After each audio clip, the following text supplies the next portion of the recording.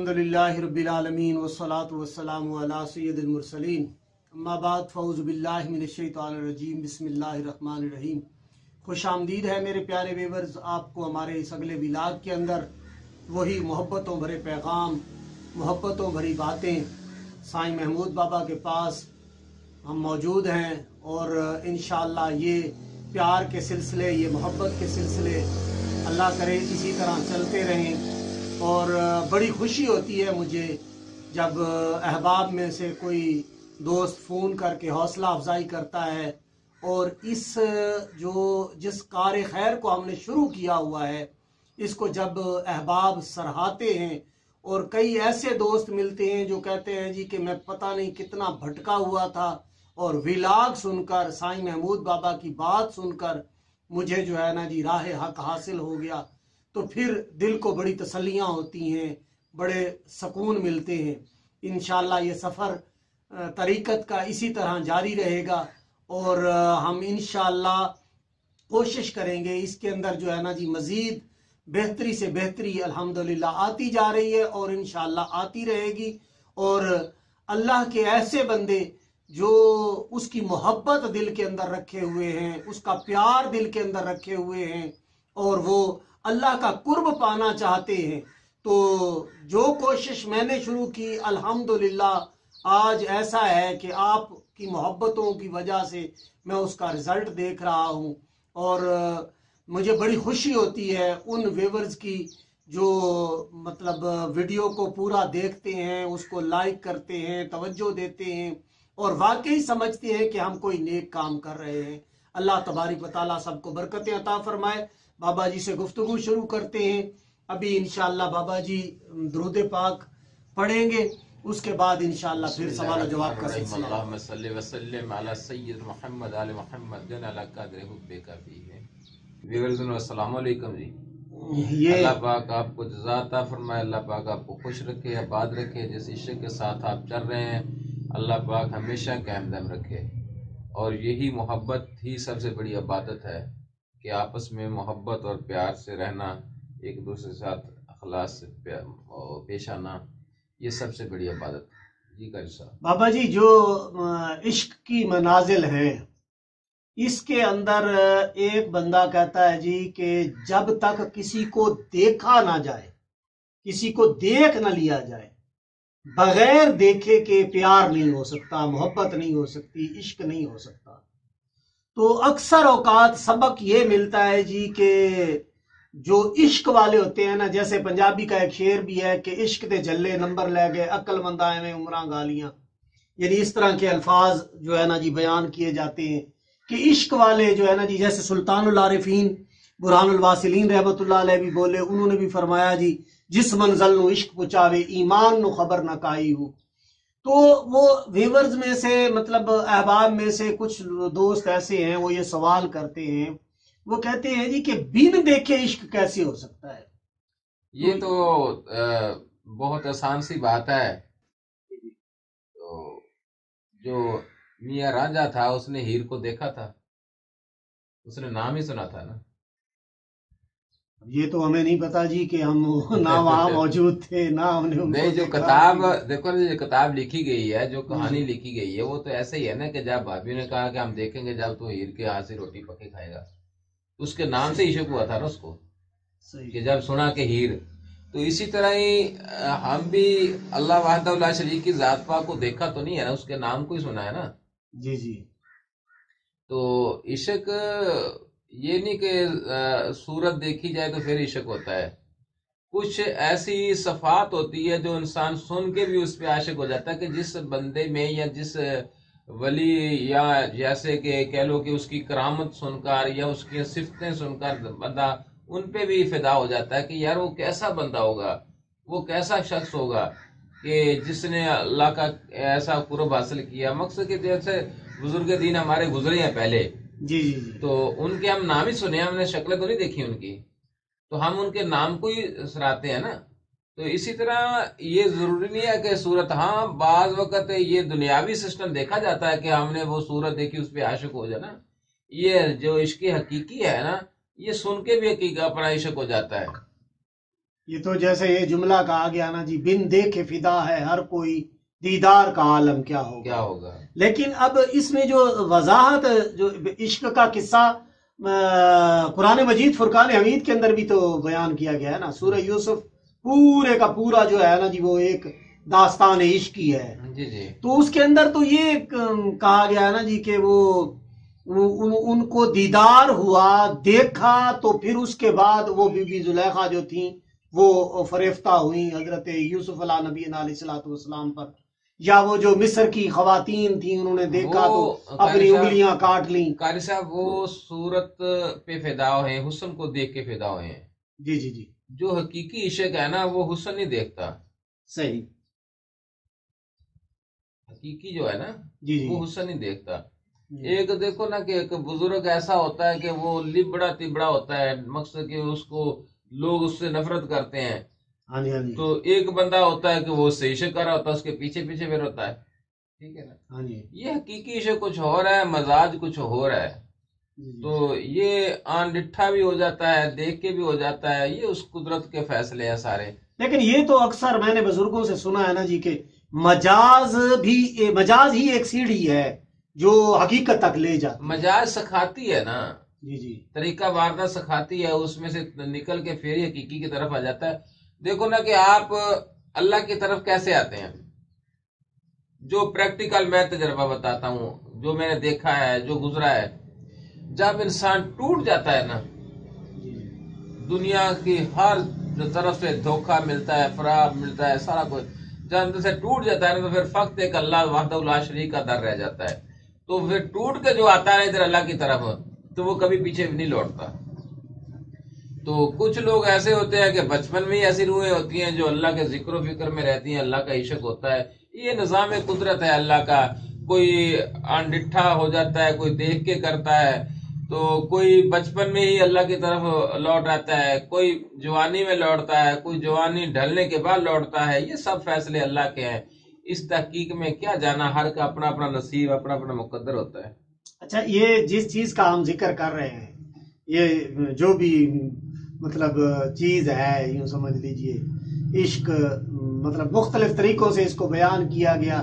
وہ حضرت خواجہ غلام فرید کوٹ مٹھن والے وہ کہنے لگے کہ جی عشق نہا کئی بھا غضب دی ایویں وچ وانج پئیاں سڑ بجھ گئیاں۔ یعنی یہ اس طرح کی یہ جس چیز کا ہم ذکر کر رہے ہیں، اس کے بغیر بھی کوئی اللہ کی بارگاہ میں پہنچ سکتا ہے؟ قاری صاحب یہ تو نظام میں نے آپ کو بتایا ہے نا کہ مختلف نظام ہے اللہ کے۔ اللہ جسے چاہے جس طریقے سے چاہے بلا لے اپنی طرف۔ وہ کارساز جو وہ ہے، ان اللہ کل شیء قدیر جو وہ ہے، ہر چیز پہ قادر جو وہ ہے۔ اگر توحید کو ہم مانتے ہیں تو پھر میرا خیال ہے تو پھر اختیار میں کچھ بھی نہیں ہے، پھر سب کچھ وہی آپ ہی ہے۔ نہیں، میرے خیال میں جو بھی جس کو بھی منزل حاصل ہو رہی ہے، جس کو، یعنی یہ جو رابطہ ایک عشق والی یہ جو چیز ہے، عشق جو ہے یہ ایک خاص رابطہ ہے اللہ تعالیٰ کی طرف۔ دیکھو انسان کو جب عشق ہوتا ہے نا کہ اللہ جی اللہ اللہ، تو اس کے لیے جب ڈھونڈنے نکلتا ہے نا تو پھر بھی سامنے صورت ہی آتی ہے۔ جی مختلف صورتیں آتی ہیں دیکھتے ہیں، لیکن اس کا جو ہے نا اندر دل اس کا مطمئن نہیں ہوتا، قلب مطمئن نہیں ہوتا۔ جی تو اچانک ایک ایسی صورت آتی ہے، وہ اس پہ فدا ہو جاتا ہے، وہ کہتا ہے بس میرا سارا کچھ یہی ملے گا مجھے۔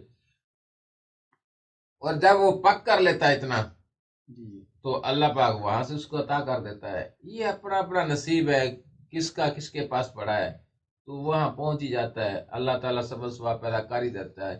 تیرا کام ہے تڑپنا یار، سبب سباب پیدا کرنا میرے اللہ کا کام ہے۔ بس تو اندر تڑپ رکھ اپنے اللہ کی، تو اللہ خود ہی سبب سباب پیدا کر دے گا۔ یہ جیسے آپ فرماتے ہیں نا جی کہ مطلب کچھ تڑپ بندے کے اندر ہو، کچھ زور لگائے، کوشش کرے تو پھر ہی اس کو منزل حاصل ہوتی ہے۔ تو ایک مرتبہ میں آپ بیتی سے بھی بڑا پیار کرتے ہیں کہ بھائی وہ کیا ہے جو سنی سنائی ہو، اس کا کیا فائدہ؟ بیتی جو آتی ہے نا وہ اس کا مزہ زیادہ کنفرم ہوتی ہے۔ تو میں ایک اپنی آپ کو عرض کرتا ہوں کہ مجھے نا بہت زیادہ یہ جو ہے نا ذہن پہ اثر کر گئی بات، اور بڑی کوشش تھی کہ بس ابھی جو ہے نا جی مجھے کسی طریقے جو ہے نا جی اللہ تعالیٰ کی ذات کا دیدار ہو جائے، ایسی کیفیت تاری ہوئی۔ تو اس وقت میرے شیخ کامل کا مجھے ایک میسج آیا، یہ جو بٹن والا موبائل ہوتا ہے نا اس کے اوپر، انہوں نے میسج کیا کہ بیٹا وہ بے صورت ہے، اسے کسی صورت میں تلاش کرو۔ جی جی بالکل ایسے ہی ہے۔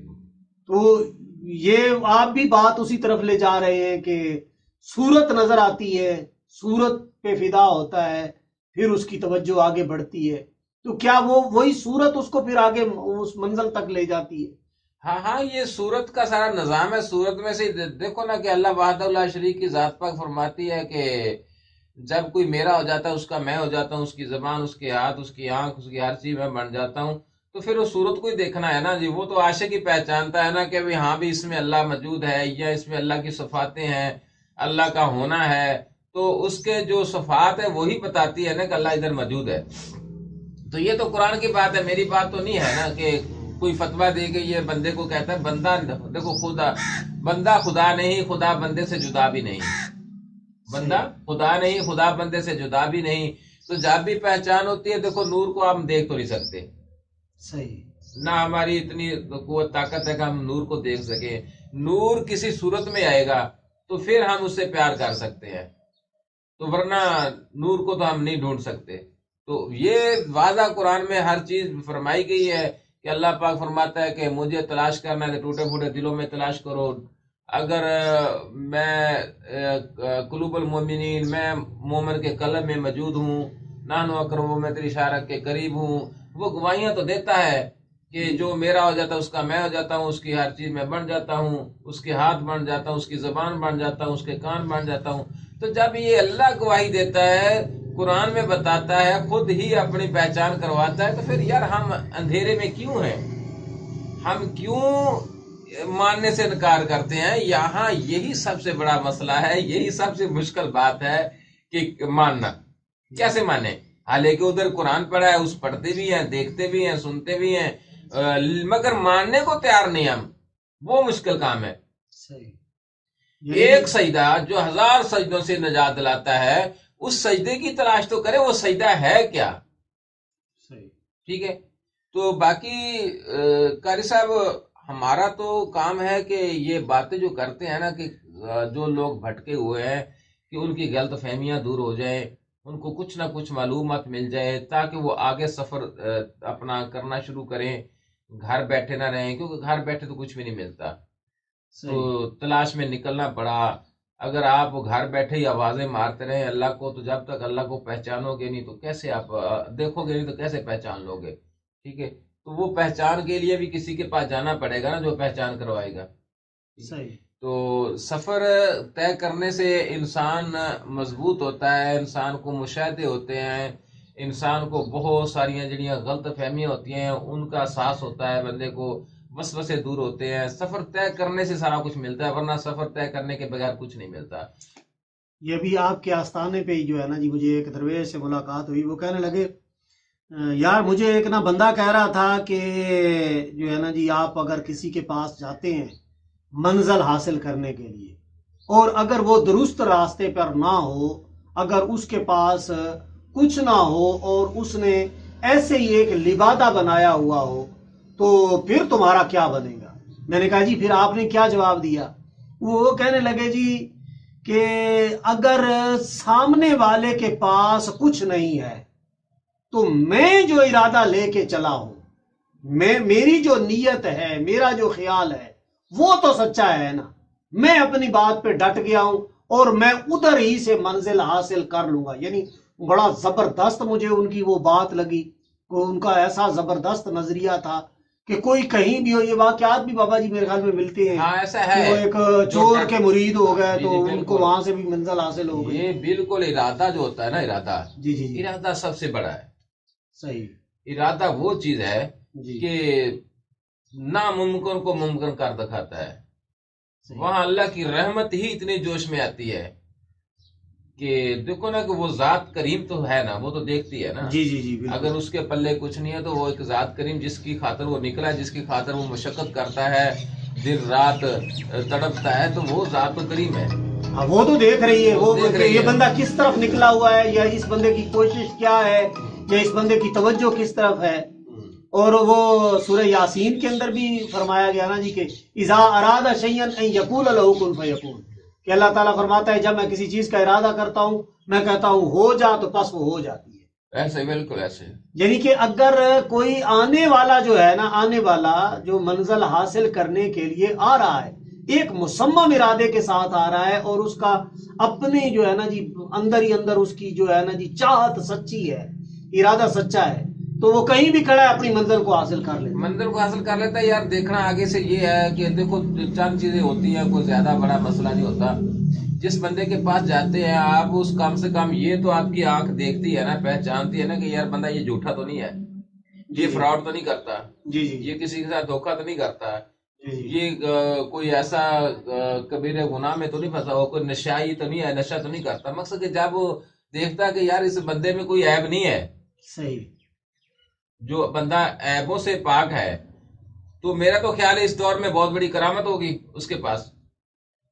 یعنی اگر اس بندے کو دیکھا جائے اور اس کے اندر کوئی عیب نظر نہ آئے تو میں تو کہتا ہوں اس سے بڑی کرامت نہیں ہے اس دور میں. جی جی بالکل. جو اس وقت نظام چل رہا ہے درباروں پہ، نشہ چل رہا ہے، بوٹی چل رہی ہے، دھوکہ چل رہا ہے، تویز دھاگا، یہ وہ سارا کچھ، مقصد کے فراڈ میں مبنی ہے سارا کچھ، لوگوں کو لوٹ مار کر رہے ہیں. اگر اس دور میں ایسا بندہ مل جائے تو میرا تو خیال ہے وہ خوش قسمت بندہ ہوگا جس کے پاس وہ چلا گیا. تو اس کی بھی بڑی بات ہے کہ اس دور میں وہ ان چیزوں سب چیزوں سے بے عیب ہے، تو سب سے بڑی کرامت میرا خیال یہ ہے. اچھا، یہاں اکثر میں نے یہ ایک اور بات یہ بڑی مجھے مطلب حالانکہ کیونکہ میں کافی سارے ان کے پاس جاتا رہا ہوں نا، آستانوں پہ جاتا رہا ہوں، بزرگوں سے ملتا رہا ہوں، تو مجھے بڑی عجیب سی یہ بات لگی ہے. اکثر یہ آپ کے درویش بھی ایسے منع کر دیتے ہیں. کوئی بندہ اگر مثال کے طور پر نا کسی مریض کو دم کروانے کے لیے آ گیا ہے نا، تو آگے سے جواب ملتا ہے جی یہاں کوئی دم شم نہیں کیا جاتا، یہاں جی ہے نا جی کوئی تعویذ وغیرہ نہیں دیا جاتا. تو یہ کیا کوئی ایک عجیب سی بات نہیں ہے کہ آپ دیکھو درویش کی منزل جو ہے نا جی جی وہ دم درود کی نہیں ہے. صحیح، وہ ایک رضا پہ بیٹھا ہے، وہ اپنی منزل طے کرنے کے لیے بیٹھا ہے. دنیا اس کو منزل طے نہیں کرنے دے گی. ٹھیک ہے، دنیا اپنے سارے دن مسائل سامنے رکھتی رہے گی، بابا میرا یہ کام، میرا یہ کام، کوئی اچھا کام لے کے آئے گا، کوئی برا کام لے کے آئے گا. ساری بندہ پھر نہ اسی الجھن میں پھنسا رہتا ہے. جو اپنی حقیقی مقصد کے منزل ہے نا وہ طے نہیں کر سکتا. ٹھیک ہے، تو یہ کام عملیات کا، طویل دھاگا، دم درود کرنا، یہ عملیات کا. درویش وہ ہوتا ہے کہ وہ اپنی زبان سیف کرتا ہے، کہ مقصد کہ وہ منزل عبور کرتا ہے کہ اس کو طویل دم درود کی ضرورت نہیں پڑتی. وہ زبان اس کی سیف اتنی ہوتی ہے کہ وہ کہتا ہے اچھا جا بچے اللہ خیر کرے گا، تو اللہ خیر کر دیتا ہے. ٹھیک ہے، پھر وہ دیکھتا ہے کہ کیا بندہ اس قابل ہے کہ یہ اللہ کی پکڑ میں ہے یا محمد کی پکڑ میں ہے، کس کی پکڑ میں ہے. ٹھیک ہے، تو اس میں وہ مداخلت نہیں کرتا. وہ کہتا ہے کہ تو جان، تیرا رب جانے. کہ وہ اپنے کبیرہ گناہ کو ماننے کے لیے تیار ہی نہیں ہے. یا تو وہ بندہ آئے آ کے معافی مانگے کہ میں گناہوں کی توبہ کرتا ہوں، ٹھیک ہے، تو پھر تو درویش کا بھارا بھی اٹھائے. جب وہ معافی مانگنے کو تیار نہیں ہے تو تکلیفیں لے کے آ جاتا ہے. کیا کہ وہ درویش ان کی تکلیف اٹھائے گا. ہاں اگر وہ اس در پہ آ جائے توبہ کرنے کے لیے تو پھر ایسا وہ درویش بھی اتنا نہیں ہوتا سنگ دل کہ وہ اس کی نہ سنے. وہ اس کے لیے تو دروازے کھلے رکھتا ہے کہ تو توبہ کرنے کے لیے آئے. لیکن یہ توبہ کرنے کے لیے نہیں آتے. یہ لوگ زیادہ تر آتے ہیں تماشا دیکھنے کے لیے، آزمانے کے لیے، یہ کیا ہے فلان ہے، مقصد کیڑے نکالنے کے لیے. ان کو یہ نہیں پتا کہ جس بندے نے اپنی دنیا چھوڑ کے اپنی تنہائی میں بیٹھا اس کے ساتھ تیرا کیا تعلق ہے. صحیح، اگر تو تلاش کرنا تو جا کے جو اتنی دنیا میں جرم ہو رہا ہے، جو اتنا جھوٹ ہو رہا ہے، فراڈ ہو رہا ہے، ظلم ہو رہا ہے، دھوکہ ہو رہا ہے، اس وقت بربیت ہے، اس کے پاس جا کھا. ٹھیک ہے، اس کو دید کر. تو جو نفی کر کے بیٹھا ہے، اپنا دنیا سے علیحدہ ہو کے بیٹھا ہے، لیکن اس کے پیچھے سب نے ڈانگ اٹھائی ہوتی ہے. اصل میں نا میں آپ کو ایک عرض کرتا ہوں بابا جی، یہ جو آنے والا سوال ہی ہے نا، اب مثال کے طور پر جیسے آپ فرما رہے ہیں کہ کوئی بندہ آئے اور آ کر اس کا ارادہ توبہ کا ہو، جیسے اللہ والوں کے پاس لوگ جاتے ہیں اور مطلب ایک وہ استغفار کی نیت سے جاتے ہیں کہ جو ہے نا جی میری توبہ قبول ہو جائے. اصل یہ مطلب بہترین جو اصل مقصد جو ہے وہ یہی ہے توبہ. تو ان کو پتہ ہی نہیں ہوتا. مثال کے طور پر آئے نا، مطلب آستانے کے اوپر آئے، وہاں آ کے بابا جی کو کہا جی کہ میرا بچہ بیمار ہے جی دعا فرما دے. ٹھیک ہے، اب اس نے ساتھ نا، اس کو سمجھ ہی نہیں ہے یہ بات کرنے کی. یعنی اس نے یہ نہیں کہنا کہ بابا جی پتہ نہیں اللہ تبارک و تعالیٰ کی طرف سے میرے اوپر کوئی امتحان آ گیا ہے، مجھ سے کوئی ایسی خطا ہو گئی ہے، میں اس کی معافی چاہتا ہوں، اس کی مجھے معافی ملے جس کے رزلٹ میں میرا بچہ شفا یاب ہو جائے. تو یہ تو اکثریت کو ان چیزوں کا تو پتہ ہی نہیں ہے. دیکھو ہم کوشش کرتے ہیں دور سے اتنا بھی درکارتے نہیں ہیں، ہم کوشش کرتے ہیں، ہم یہ نہیں کہ دور سے درکار دیتے ہیں، نہیں ایسا مسئلہ نہیں ہے. جی مگر یہ ہے کہ کوئی سننے کے لیے تیار تو ہو نا. جی کچھ سننے کے لیے تیار ہی ہوتا، اس کو بولیں کہ یار تم اللہ کے قرب کی طرف آؤ، اللہ کے پناہ میں آ جاؤ. نہیں جی بابا جی ہم تو نماز ہی پڑھتے ہیں، ہم تو قرآن بھی پڑھتے ہیں، ہم تو بہت نیکوکار ہیں. مقصد وہ اپنی صفائیاں دینے لگ جاتے ہیں. ان کو یہی نہیں پتا کہ نماز کیا ہے، قرآن کیا ہے، کلمہ کیا ہے. جبکہ صحیح طریقے سے انہوں نے ابھی تک کلمے کی پہچان نہیں کی، تو وہ آگے سے جناب علی وہ نہیں جی بابا جی ہم تو نمازیں پڑھتے ہیں، قرآن پڑھتے ہیں، الحمدللہ ہم تو بہت اچھے لوگ ہیں. ہاں یعنی وہ اپنی نا وہ ایک گارنٹیاں اور ثبوت دینے شروع کر دیتے ہیں جی کہ میں نے تو بڑا کچھ کیا ہوا ہے جی. تو پھر ہم بھی کہتے ہیں ٹھیک ہے آپ اتنے نیکوکار ہیں تو پھر جائیں، پھر اب اللہ تو ہر کسی کی سنتا ہے، پھر تو اللہ آپ کے قریب ہے، تو ہمارے پاس کیا لینے آئے ہو. صحیح ٹھیک ہے. دیکھو اللہ ہر بندے کے قریب ہے، تیرے قریب، میرے قریب، جتنا بھی کوئی گناہ گار سب کے قریب، اللہ سب کے قریب ہے. لیکن اللہ کو تلاش تو کرو، اللہ کو محسوس تو کرو نا. جی جی اس کی پہچان تو کرو نا. اس طرف نہیں آتا کوئی بھی. میں دیکھو کراچی سے لے کر 4 صوبے ابھی پھر کے آیا ہوں، تو جہاں جہاں بھی بیٹھا ہوں جس نے بھی بات سنی ہے تو وہ اس بات پہ اصرار کیا ہے کہ بابا جی ہمیں یہ جو باتیں آپ کہہ رہے ہیں آج تک ہمیں کسی علماء نے بتائی نہیں کہ اس نماز کے آگے بھی کچھ شروع ہوتا ہے یا اس نماز کے آگے بھی کوئی نماز ہے. کوئی پتہ نہیں اس طرف آنے کو تیار ہے، کچھ سمجھنے کو تیار نہیں، کو بتا. علماء کا بھی قصور کیا ہے بیچارے، وہ اس سے آگے نکلے جائیں گے تو ان کو پتا چلے گا نا. انہوں نے بھی وہ ڈڈو والا صاحب سمجھ لیا نا کہ کنویں میں ڈڈو پیدا ہوا تو اس نے کہا جی اس سے بڑا اور پانی نہیں ہوگا. ٹھیک ہے. تو وہ کنویں سے باہر نکلا تو اس کو پتا لگا کہ اس سے بڑا بھی کوئی سمندر ہے، دریا ہے. تو جب تک انسان تحقیق کے لیے آگے نہیں نکلے گا، تحقیق وہی کرے گا قاری صاحب جس کے پاس عشق ہوگا، جو قرب کی تلاش میں نکلے گا. جو پڑھنے پڑھانے میں لگا ہوا ہے، قول میں لگا ہوا ہے، تو وہ قول میں رہ جائے گا ساری زندگی. تو قول نبھانے کی طرف تو کوئی نہیں آتا نا. ایک بابا جی میرے ذہن میں بات آ رہی ہے، ایک شعر ہے حضرت شیخ سعدی رحمۃ اللہ تعالی علیہ کا. وہ کہتے ہیں جی یک زمانہ بصحبت اولیاء بہتر از 100 سالہ عبادت بے ریا. یعنی جو ہے نا جی یہ میں تھوڑا اس کی وضاحت کر دیتا ہوں کہ ایک لمحے کے لیے اللہ کے ولی کی محفل میں بیٹھ جانا 100 سال کی بے ریا عبادت سے بہتر ہے. تو اب ایک بندہ واقعی کسی کامل فقیر کے سامنے یا اپنے شیخ کامل کے سامنے بیٹھا ہو، کسی ولی اللہ کے سامنے بیٹھا ہو اور اس کی گفتگو چل رہی ہو، اور اس گفتگو کے دوران ابھی کلام جاری ہے، یعنی اس کامل فقیر کا کلام جاری ہے، اور اس دوران وہ بندہ کہتا ہے جی اچھا ٹھیک ہے ذرا آپ صبر کریں میں نماز پڑھ رہا ہوں. ٹھیک ہے. تو ابھی نا میں ویورز میں سے بھی کوئی ایسا نہ سمجھے کہ میں معاذ اللہ ثم معاذ اللہ میں بار بار یہ کہہ رہا ہوں کیونکہ میڈیا کے اوپر بیٹھا ہوا ہوں اور میں بڑی وثوق کے ساتھ بات کر رہا ہوں. صرف ایک بات سمجھانا مقصود ہے، اس لیے میں نے سوال کیا ہے. یہ یاد رکھیے گا یہاں کوئی بندہ بیٹھا ایسا نہیں ہے کہ جو نماز کی نفی کر رہا ہو. الحمدللہ میں نے بھی جو ہے نا جی یہ تہجدیں، اشراق، چاشت، نوافل، 5 وقت کی نماز، شاید آپ میں سے تو کچھ دوست ایسے ہوں گے جو 1-2 پڑھ لیتے ہوں گے یا 5 پڑھ لیتے ہوں گے. میں 8 نمازیں پڑھتا رہا ہوں اور الحمدللہ اب بھی نصیب ہوتی ہے تو پڑھتے ہیں. تو یہ ایسا کوئی نہیں ہے کہ میں نماز کی نفی نہیں کر رہا. لیکن میں ایک بات بتانا چاہتا ہوں. اب وہ بابا جی میں نے ایسا یہ منظر دیکھا، آپ سے سوال کرنا چاہوں گا کہ کیا اس نے کوئی عقل مندی کا سوال کیا یا اس کی یہ بات درست تھی؟ دیکھیے یہ آگے پھر نا دیکھو میڈیا پہ ہم بیٹھے ہیں بات کر رہے ہیں، اس کا ایشو پھر کھڑا ہو جائے گا کیونکہ یہ لوگ سمجھتے نہیں آپ نے صرف نقطہ سمجھانا ہے کہ اس میں کرنا کیا ہے. لوگ سمجھتے نہیں ہیں اور دوسری طرف چلے جاتے ہیں کیونکہ ان کے اندر بغض بھرا ہوتا ہے نا. جی جی کہ فوراً یہ اس تلاش میں بیٹھے ہوتے ہیں کہ کہاں سے یہ تھوڑا سا نا ایسے ہوئے تھے ہم ان کو پکڑیں. ہاں تھوڑی سی مطلب پٹڑی سے اترے تو میں فوراً لیکن ہم پٹڑی سے اترتے نہیں ہیں. ہم انشاءاللہ جو بھی بولیں گے حق بولیں گے، سچ بولیں گے اور قرآن کے مطابق بولیں گے. تو مگر بات وہی آ گئی نا کہ ایک طرف تو وہ مانگتا ہے کہ اہدنا الصراط المستقیم، اللہ مجھے سیدھا راستہ دکھا، انعمت علیہم غیر المغضوب، اللہ وہ لوگ جن پہ تو نے انعام بخشا. اب انعام یافتہ کے پاس پہنچ گیا. اب انعام یافتہ کے پاس پہنچ گیا. جب وہ آپ انعام یافتہ کی گفتگو میں شامل ہے، وہاں بیٹھا ہے، موجود ہے، تو دوبارہ پھر وہ بھاگے گا، پیچھے جائے گا انامتا مانگنے کے لیے. جی جی. تو اللہ اس سے نہیں پوچھے گا کہ بھی تو نے تو انامتا مانگا، میں نے تجھے انامتا کے پاس بٹھایا تھا، اب دوبارہ تو ادھر سے بھاگ کے ادھر آ گیا انامتا، اور تجھے انامتا کون سا دوں؟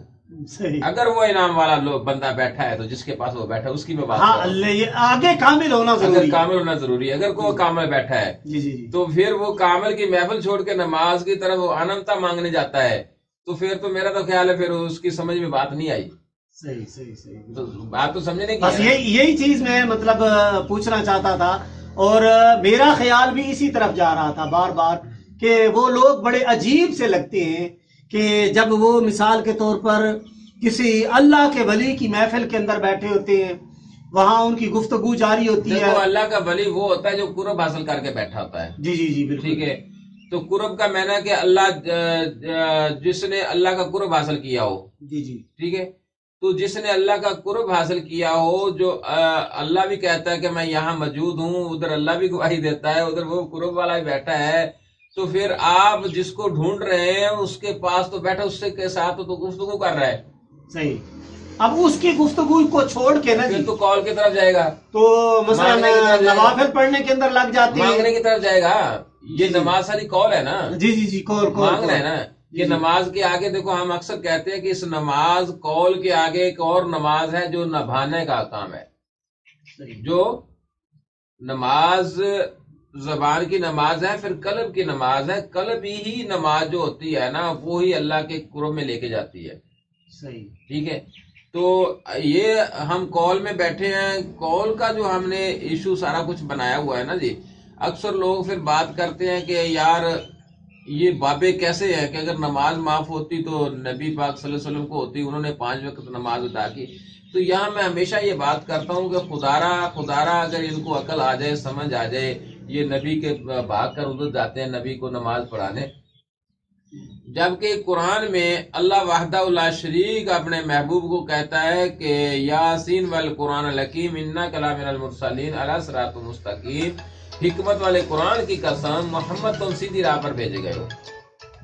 جب اللہ قسم کھاتا ہے حکمت والے قرآن کی قسم، محمد تم سیدھی راہ پر بھیجے گئے ہو، تو کیا یہ نبی کو اہدنا صراط المستقیم پڑھا رہے ہیں؟ وہ بھائی میرے، انہوں نے اپنی امت کو نماز پڑھائی، وہ امام تھے، اس لیے انہوں کو آگے کھڑا ہونا پڑا تم لوگوں کو پڑھانے کے لیے. ٹھیک ہے. یہ سارا کوئی تمہارے کے لیے آیا ہے، گناہگار امت کے لیے آیا ہے. ٹھیک ہے. وہ تو پاک ہیں، معصوم ہیں. تو جو پاک ہوتے ہیں یار کیسے سمجھائیں ان لوگوں کا صاحب؟ بس یہ موٹی سی بات ہے بابا جی. جیسے وہ حدیث پاک ہے کہ لا صلاۃ الا بحضور القلب. جی بس. اگر تیرا قلب حاضر نہیں ہے تو تیری کوئی نماز نہیں. آئے کوئی بندہ اس بات پہ اختلاف کر کے دیکھے، نہیں کوئی بھی نہیں کر سکتا. لیکن 99% لوگ جو ہیں وہ بغیر حضوری قلب کے نماز پڑھ رہے ہیں.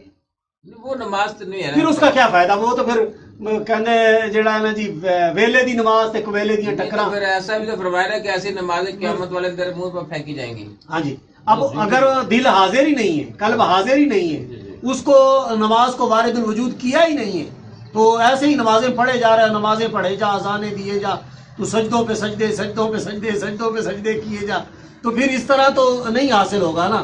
اگر وہ نماز آپ کی سچائی پہ مبنی ہو گئی، اور مثال کے طور پر بابا جی اس طرح ہے نا جی کہ نماز بے حیائی سے روکتی ہے، اب ادھر سے بے حیائی کرتا ہے، ادھر سے نماز پڑھنے شروع کر دیتا ہے. وہ کون سی نماز ہے جو بے حیائی سے روکتی ہے؟ اس کی تلاش کریں نا. جی جی. اگر یہ نمازیں بے حیائی سے روکتی ہیں تو پھر کیوں نہیں روکتے بے حیائی سے؟ کیوں اتنا دنیا میں جھوٹ، بربریت، ظلم، جبر؟ یار گاؤں میں اگر 5 نمازی بھی ہوں تو اس گاؤں میں ظلم ہو نہیں سکتا. حقیقی نماز اگر 5 نمازی ہوں تو اس گاؤں میں ظلم نہیں ہو سکتا. کیا ہے یار؟ اگر بس قاری صاحب ہر بندے کے اپنا نصیب ہے، اپنا سمجھنے کی بات ہے. اگر کوئی سمجھ جائیں گے تو میرا تو خیال ہے کہ فلاح پا جائیں گے، نہیں سمجھیں گے تو پھر ہم پہ فتوے لگائی جائیں گے. میلاد کا وقت بہت زیادہ لمبا ہوتا جا رہا ہے. گرچہ بت ہیں جماعت کی آستینوں میں، گرچہ بت ہیں جماعت کی آستینوں میں، مجھے ہے حکم اذاں لا الہ الا اللہ. اجازت دیجئے، انشاءاللہ ملتے ہیں اگلے میلاد کے اندر. السلام علیکم ورحمۃ اللہ وبرکاتہ.